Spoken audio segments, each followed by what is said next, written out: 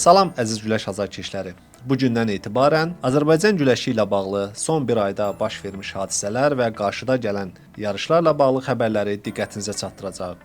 Mart ayı Azərbaycan güləşi üçün intensiv keçdi.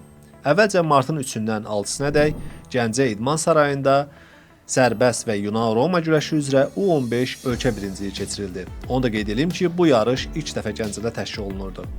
Martın 8-dən 14-nə isə Albaniyanın paytaxtı Tiranada U23 Avropa çempionatı baş tutdu.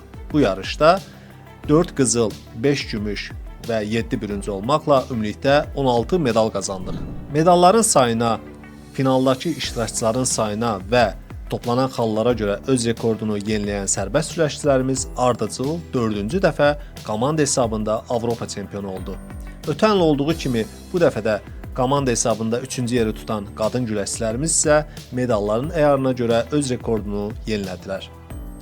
Martın ikinci yarısı isə komandalarımızın Bakı, Quba və Xaçmazda olmaqla təlim məşq toplanışları ilə əlamətdar oldu. İndi isə keçək aprelə.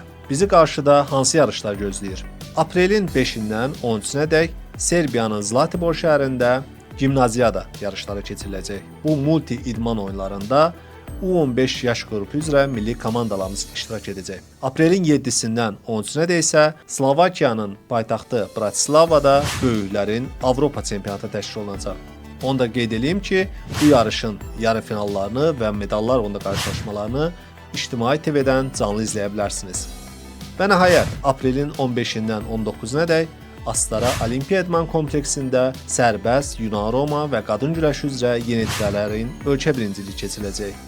Onu da qeyd edeyim ki, Astara ilk dəfə bu yarışlara ev sahibliyi edəcək. Hələlik bu qədər. Yenidən görüşmək ümidi ilə.